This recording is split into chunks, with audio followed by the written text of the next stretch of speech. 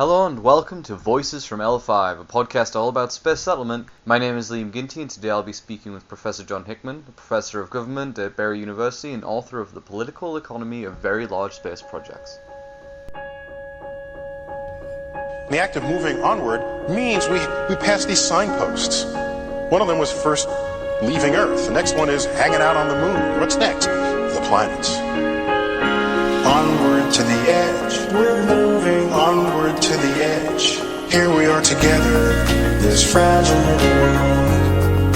This fragile little world. Onward to the edge. We're moving onward to the edge. Here we are together.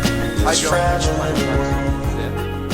Hello, Liam. Good to talk to you. How's your week been? It's been busy. Very busy. Let me not complain. Just to say it's been. Well, let's get started with a little bit about yourself. What do you do? And how do you apply that to your space stuff? What I do mostly is teach comparative politics. So I publish and teach on the domestic politics of countries around the world. Most of my courses are on Western Europe, Eastern Europe, Asia, South Asia, and so on. I also do a seminar on war crimes and genocide, and I have a course on science fiction and politics, which is a lot of fun. And then I also, because it's a kind of continuing interest from my undergraduate years in the development of space and space exploration and the human presence in space. Mm-hmm. So I write on that. I haven't taught a course as such on that, but sure. I published a fair amount. Great. So the article that drew me to your work was The Political Economy of Very Large Space Projects. Yes. Which was a fantastic read. Well, thank you. It covered a lot of things that I sort of thought about myself in a lot less erudite ways. Could you sum that up a little bit for the people listening? Right.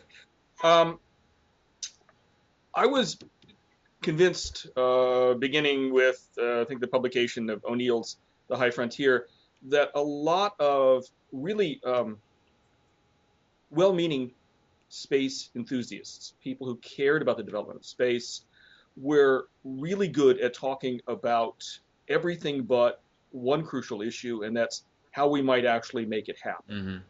And to make it happen, we have to get the political economy right. Right. We have to figure out how we capitalize really very large space projects, because a large project, one or more large projects, is what it will take to get humans into space on a permanent basis. Right. As truly a spacefaring species, as opposed to creatures who send their robots into space. Right. And occasionally visit maybe low Earth orbit. But if we're actually going to get humans into space as settlers, I just was convinced that no one was truly addressing the difficulty of that. I wanted to bring what I know about politics and history and economics to bear on that question, and to perhaps escape some of the utopian thinking, because I think utopian thinking can get in the way of actually achieving that outcome. Right. And I think that you touched upon there probably something that a lot of people coming into space enthusiasm, shall we say, get frustrated by. The idea that a lot of people are talking about these wonderful, great, big things that we could do with space development, but right. not really going on very much detail on how exactly that's going to come about. And if they do, it's usually via these ideas of magic angel investors that somehow have the funds to finance these projects these people have in mind. Right. Well, I think that's the most concrete thing they often come up with, is the magic angel investor. In reality, I think they often just try to escape the difficulty itself, because they don't know how to solve what I think of as a chicken and egg problem. Mm-hmm. And the chicken and egg problem is that there has to be somewhere in space to go, kind of a human settlement already, for an awfully lot of their projects to be realized. Right. And they evade it, and I think on occasion they will come up with the magic as you say, the magic angel investor. Hmm. I mean, because a lot of these projects, it's very easy to talk about how much money you'll make out of the project itself. I mean, endless articles are out there about how many millions or trillions of dollars worth of gold and platinum exist on asteroids, and how solar energy can bring infinite power to the planet.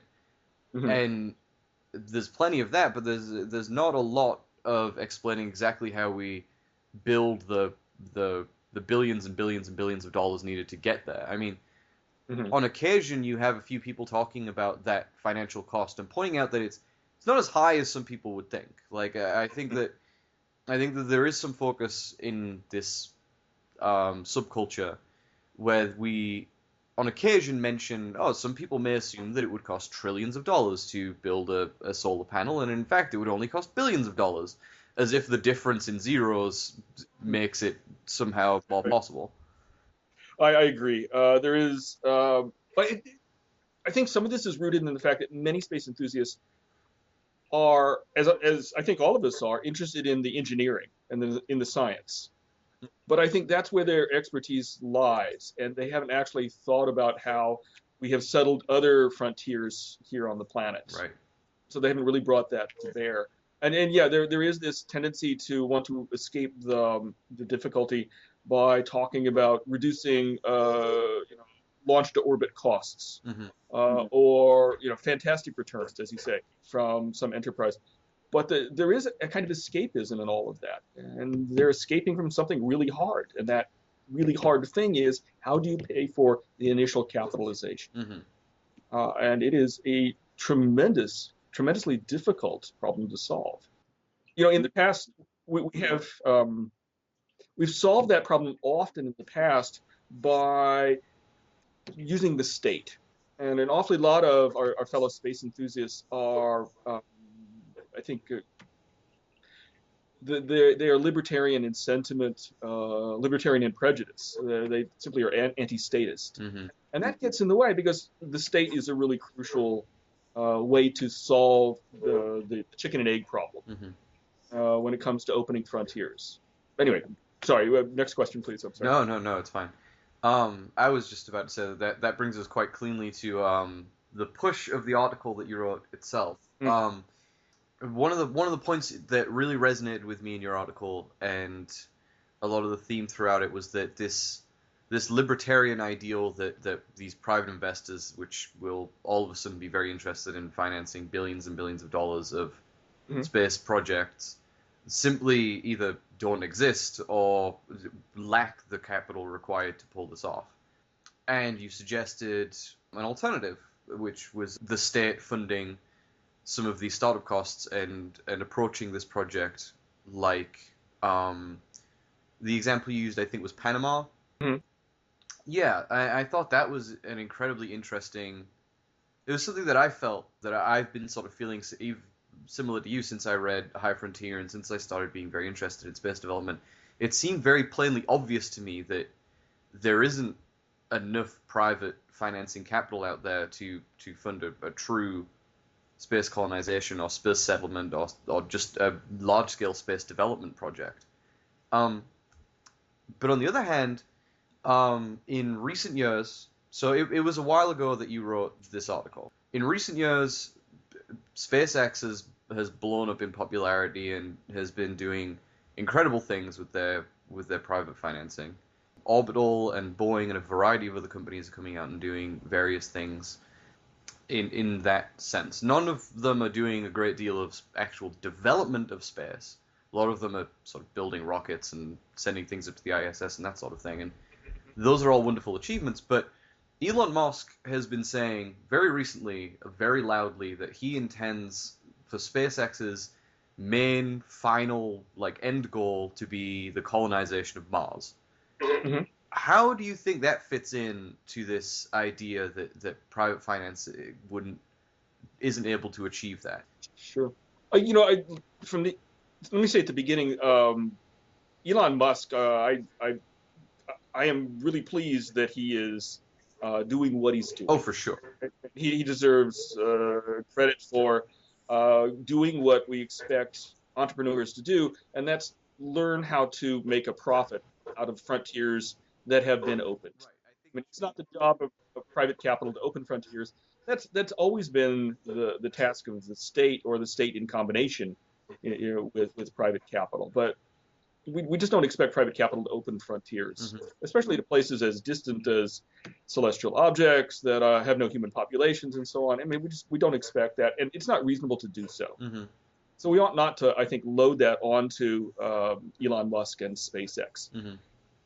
We should, however, kind of say more power to you. Hope you prosper in what you do with space. That's a great thing, and so I'm pleased at everything SpaceX has done.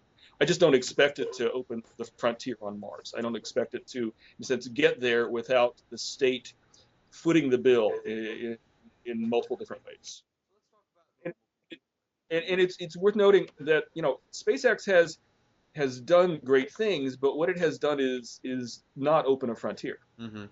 What it has done is managed to launch from Earth to orbit and to get to the ISS. Its destination basically built with public monies. Right. And that is the nature of the state. I mean, it builds, in a sense, establishes the places where entrepreneurs may haul goods or haul people and make profits. Right. Yep. So let's talk about some of those various ways you mentioned. I think that was the main push of your article, was these ideas about how the state and states working together can achieve settling and industrializing space. Right. Let's go over a couple of those. One of the ideas you set forward was an international cooperation, which I think is a wonderful idea. How do you see that coming about? How do you see states coming together and deciding as a group, we really have to get this done? I think the most important thing that states can actually do is compete with one another in space exploration. And so competition is utterly crucial. Some of the greatest accomplishments we've had in space have been the result of really intense competition. And cooperation can sometimes we have to be careful, because it can sometimes be a disguise for an agreement to not compete, because competition is expensive. Sure. We actually want states to compete. What we want them to do also, I think, is to agree to create entities in space. And this is, I think, the main thrust of one of the main thrusts of the article, is that if we could create an entity that was, in a sense, state-like, much like a colonial state that might have been established by Britain or France, capable of turning a colony into a profitable operation, Mm-hmm. with both the elements of both the public and the private, then that's one way to go forward. I think a space authority is a phrase that's been used before, a lunar authority that might be given enough power to encourage the development of the moon by, for example, allocating property rights and the like. That might be a important part of this settlement process. Mm-hmm.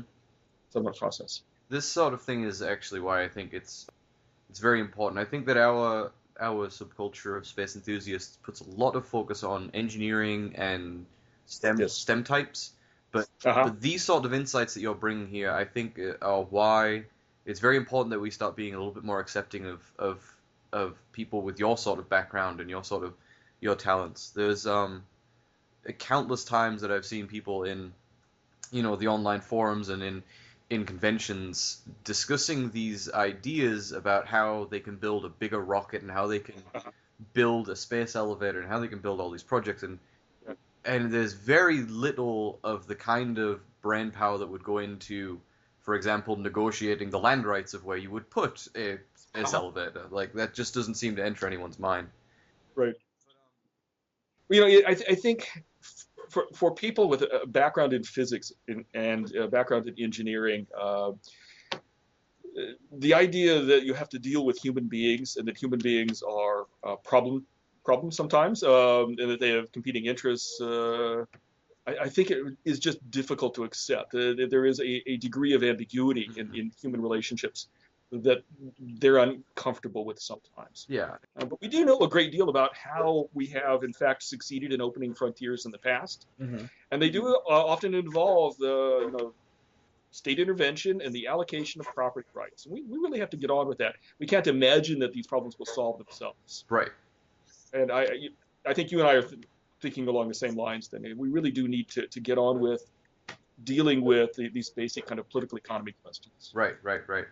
There's one of the things that you brought up in the last topic that I found that reminded me of another article I read recently, and I think there's a handful of these, is the idea that this competition between states creates amazing results, technological jumps, and political and economic jumps toward that. I mean, that's one thing we should be aware that again, the STEM types I don't think really appreciate all that much, is that it's not necessarily the technology holding us back. It's a lot of other issues as well as that.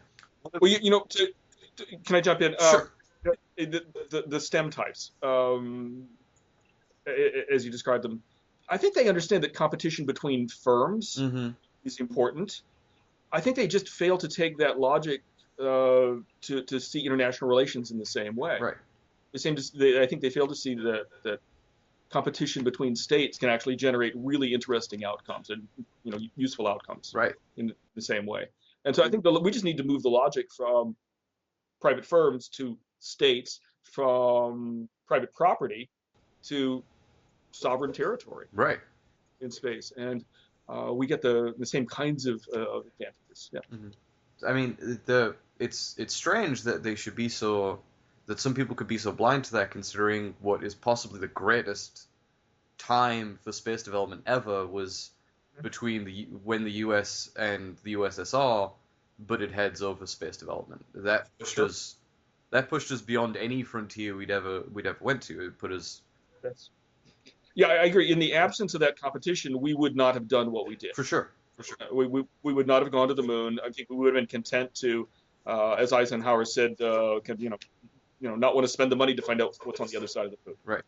We just would not have done it, and that's thankfully we had the competition. And there is, I think, one other thing that I'm sorry to keep interrupting, but another advantage to that competition is that it helps to sublimate some of the other uglier forms of competition between states. And I think it's a really useful kind of byproduct of competition between states in space. This is the point that I was getting at. There's a handful of people out there who theorize that, at least at the time during the 1960s when the space race was happening, that proposed the removal of a military industrial complex and the establishment of a space industrial complex. There was an article that I read that proposed that one of the main issues with dissembling it was addressing the often quoted issue that we spend millions and billions and billions and billions of dollars in military research and a relative pittance on space development. And this person put forward that the reason that isn't necessarily because we want a lot of bombs and planes and boats, but because a lot of people get paid to build those bombs and planes and boats. And this complex exists as a way for the state to give a lot of money to a lot of people to keep the economy running. Oh, I think it's a way of creating economic demand that it keeps economies chugging along, especially the industrial part of the economy. Right. It's also the case, I think, that spending on the military has been, especially in the United States, where we don't have a version of the Japanese MITI. We've used the Pentagon, our Department of Defense, as the kind of the Ministry of Industrial Planning, in effect. I mean, where the Pentagon decides to put its money in terms of technological development is in many ways where the United States spends money on technological development. Right. And so we've used defense spending as a kind of technological driver. Right. Going all the way back to the establishment of NASA, even. Sure. I mean, NASA grows out of a kind of an effort to demilitarize space a little, barely, right? And, at least take it out of the hands of the military. And we should, in fact, be spending a lot more on technology. I think the benefits, the long-term payoffs are massive. And if we could just do it in a straightforward manner with NASA, that would be fine. What I think is that there isn't quite the emotional investment in a civilian space program that there is in the military. Right. We are able to mobilize a great deal of national sentiment patriotic sentiment in favor of military spending. Hmm. People will not often think through what is actually being purchased, but they do, in fact, kind of like the idea of the military. Hmm. And that has made me wonder if we shouldn't have instead allowed the military to take the lead in space. Right, right. It's been the case that militaries in the past have undertaken other tasks besides defense. They've in fact taken important roles in exploration. Hmm. Americans are all kind of familiar with Lewis and Clark, which was in effect a kind of military exploration Hmm. of the American West, financed by the United States government, that returned immense amounts of benefit to the United States. And this has been true of the British Navy in the past. Um, Darwin was sailing on a British naval vessel, Right, right? right. And so there are immense payoffs to allowing, I think, the military to undertake some of the exploration. And just walling it off and saying, no, only civilians may do this, I think might be a mistake. At the same time, we don't want to militarize space in the sense of we don't want to just cram it full of weapons. What we want to do is let the military perhaps undertake some of the exploration tasks. Right. Which, again, this is where the idea that you mentioned earlier about competition comes in. Yes. People got very patriotic behind the idea of the US versus the USSR in the space race way back when, and it's one of my personal beliefs that I don't think is shared by a lot of people in the space enthusiasm subculture. Public mood and public outreach is so important to these projects, but I don't really think they're addressed all that much. One of the things that I try to constantly do in my work is write accessible material that could convince the average person on the street that, hey, maybe this is something that they should be excited about and they should be pushing for, because it's kind of like you said, with the public influences in a lot of ways where we go in this sort of thing. And I think that the idea that you brought up there about the patriotism behind the military is definitely a very good point, and maybe it's funny. I thought about this when you were speaking there, but it's kind of interesting in a lot of sci-fi novels that the U.S. military is the owner of the space vessels out. Oh yeah. You know. I think public opinion is powerful, and I'm glad that you're doing the work you're doing to in fact, kind of speak to public opinion. I think it's something we haven't done enough of. If we're actually going to realize some of our goals in space, it's going to be crucial that it's not just elite opinion. It's not just the space enthusiast community. Right, right. It's going to have to be mass opinion as well, and mobilizing that's going to be crucial. With respect to the military, I think it works well in some societies, the United States, Britain, China, maybe not in some societies. But I think that for the spacefaring states, by and large, there is considerable patriotism and that's associated with the military that can be used. Right. One of the solutions to this problem of funding and political roadblocks that you bring up in the article is this idea of an establishment of a state-like body that would control in a lot of ways interest in space, both financial and political. How do you see a group like this operating on a day-to-day basis? If one was to come about, if, for example, tomorrow we wake up and the US, China, and the EU all decide, hey, we better go settle space right now, how does that group operate? And how exactly, what are the difficulties that a group like that faces? To be sure, I think how this might come about, I guess I come up with a scenario that one or more of the current spacefaring powers decides to simply claim parts of the moon as sovereign national territory. Okay.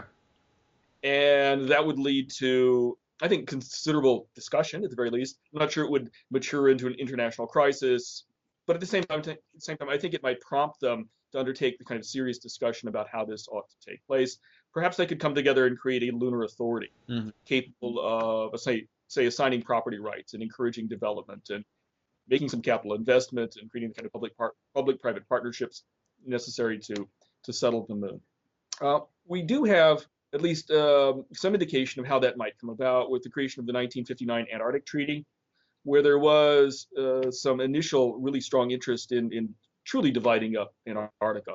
And then the intervention of the international community, especially the United States, to insist upon something other, some, in a sense, new international regime for Antarctica.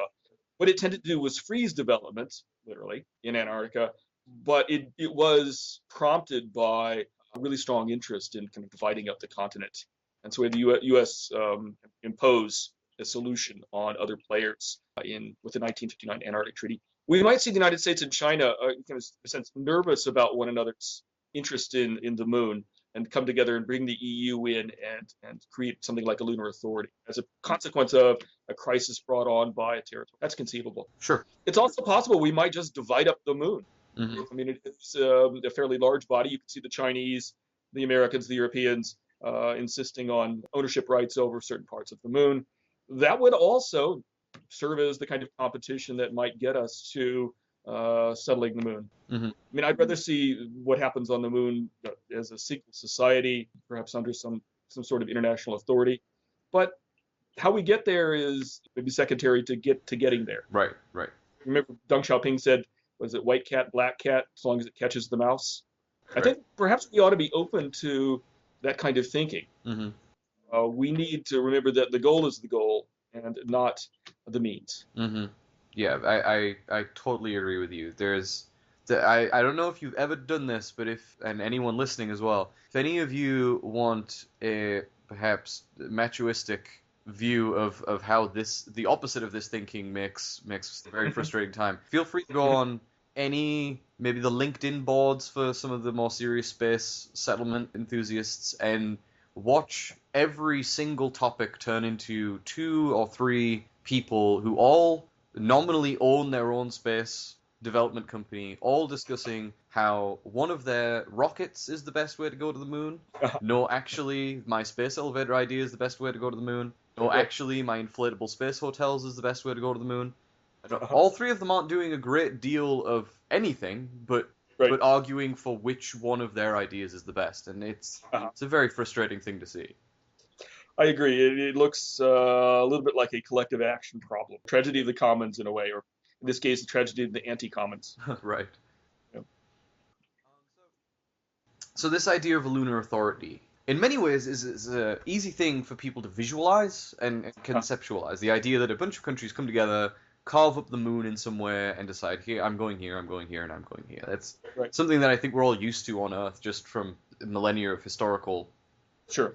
I think something that a lot of people might not be able to grasp. How do you see this working in an area of space like L5 or the asteroid belt, where the exact, I suppose, terra firma would be the wrong word, but the land isn't quite as visually obvious as it... Right. You know, it's... L5, I think, is the hard case. We're talking asteroid belts. You know, you've got a lot of very large objects there. Ceres is a dwarf planet. Sure. Right? And you could conceivably carve it up into separate kind of territorial spheres, or allow one state to, in a sense, take it. But some of the smaller objects are, disassemblable. They are, you can turn them into resources. Sure. But L5, I think, is the really hard case. It's important that we address that. This is in a sense, describable in terms of physical space, physical location, but it's not describable in terms of an object that you can stand on or you float near yet. So whatever happens there, I think will mean, in a sense, the allocation of simply physical space itself, the physical location.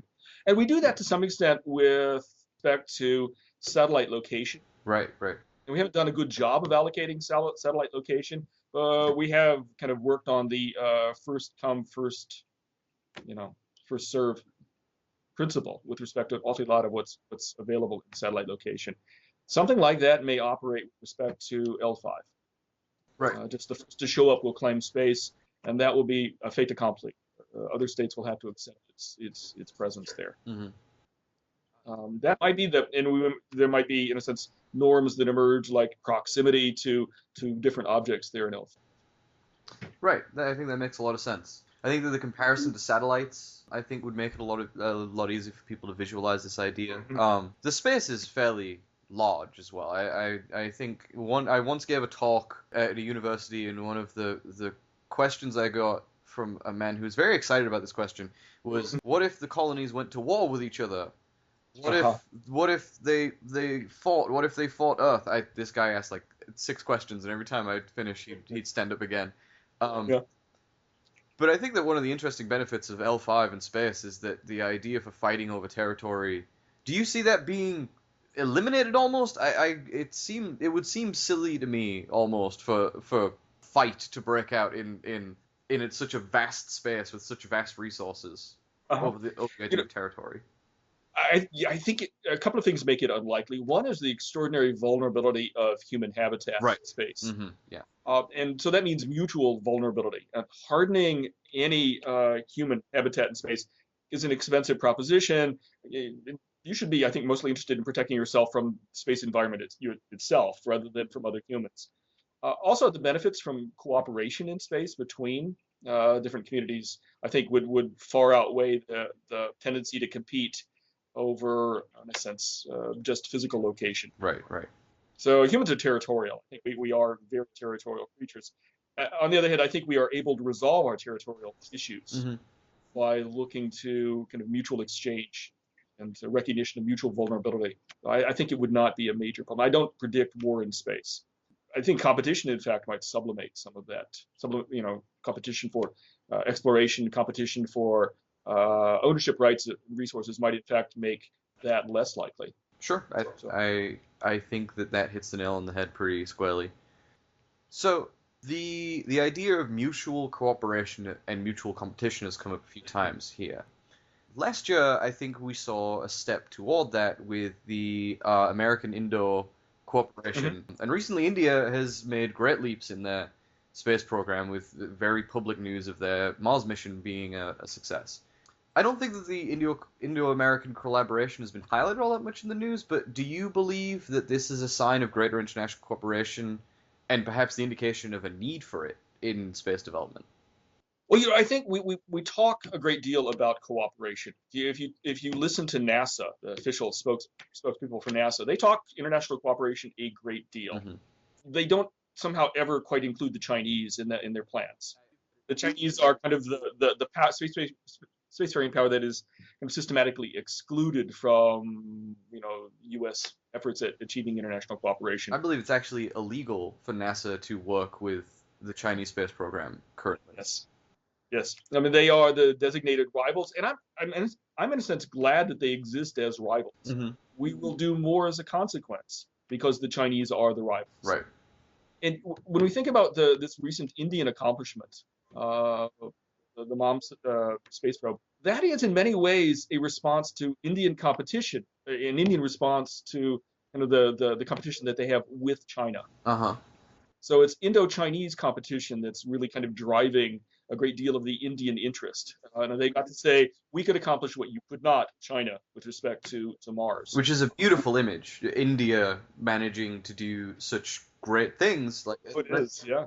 in Yeah. as a response to China, which is Uh-huh. orders of magnitude more, I mean, economically strong and Militarily strong and so on. right. Yes. Yeah. Yeah. Yeah. So it's good. I think it's good to see. And the other thing is, it's not, in effect, military competition. It's scientific, technological, commercial competition, which is what we want to see, I think. Yeah, I Um, agree. we ought to, I think, often think of competition and cooperation not as just a duality, Hmm. and instead conceive it as the basic problem of politics. Hmm. When we do politics, humans combine elements of competition and cooperation. We have to kind of work out both of them. And the reason we have such complex politics is that we are capable of such complex competition and cooperation. So we kind of constantly are going through that and rearranging how we compete and cooperate. Hmm. And rather than say, we should just cooperate or just compete, I think we should face up to the fact that humans are always going to do both. Hmm. This is who we are as a species. And we're actually kind of good at it. We're good at, in fact, not getting bad outcomes. We're good at getting good outcomes much of the time. And I think space is a place where we can further realize that capacity. Right, right, right. I think one final question.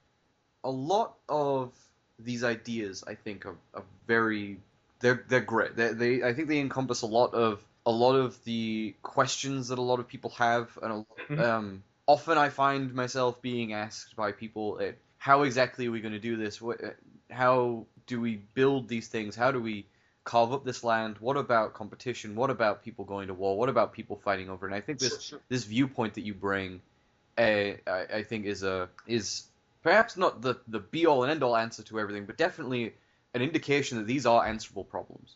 But I think one question that I have, I think slowly but surely, like you mentioned, we're seeing this idea of, competition breeding cooperation come about. Do you believe that the sort of slow and steady build of that is what's going to bring about the governments working together on very large space projects? Or I personally sort of see this being hastened by some of the needs we're going to be facing in the coming decades of resources and energy. Mm-hmm. I think energy in particular is going to drive a great deal of the need to compete and cooperate. I think that's exactly right. Yeah. Great. Yeah. We shouldn't discount the possibility that international crisis, efforts to, in a sense, gain an advantage in competition in space might not also spur rapid development. A Chinese landing on the moon and a declaration saying that they own a particular, one of the poles or a large area of the moon, I think would spur tremendous competitive development of the moon. Or even something closer to Earth, like if a Chinese company developed a space solar array, for example, I think that would very quickly spur the U.S. to say, well, we need to get one of ours, like one of our products. Oh, sure. Yeah. China, I think, is in a sense going to be crucial to getting the United States, India, Russia, Europeans to, in fact, do more. The Chinese seem extraordinarily ambitious. And I think that's related in part to feeling that in China that they have kind of a long-standing geopolitical grievance against other nations. I mean, the behavior of the Chinese in the South China Sea, claims to large territories, in a sense, under the waters of the South China Sea, suggests that they feel that in a sense, the distribution of goodies is not fair when it comes to China. Right. They're going to act as a revisionist power, not as a status quo power. And that may drive a great deal of change in progress in space. All right. And I mean, I think a lot of people fear, at least in America, the idea of Chinese industrialization and building. But I think that this idea that could spur competition and greater economic wealth, technological development, and colonization and settlement of space for both countries seems to me a slightly more likely outcome. But I think we've covered pretty much everything here. Is there anything you'd like to chat about?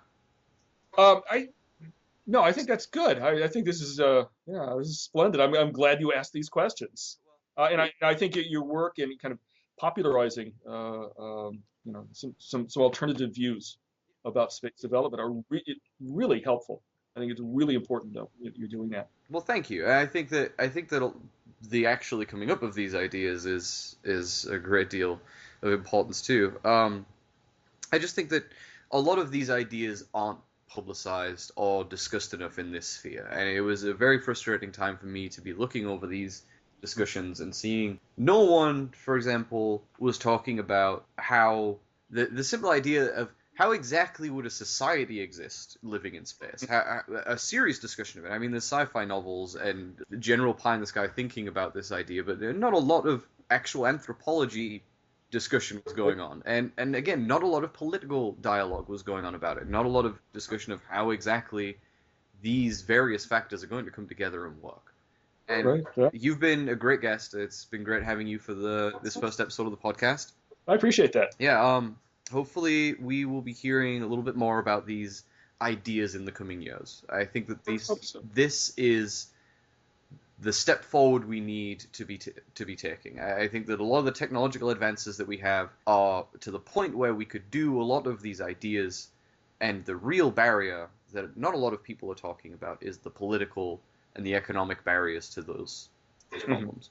I think we've proven time and time again that technologically speaking, humans can do basically whatever we want.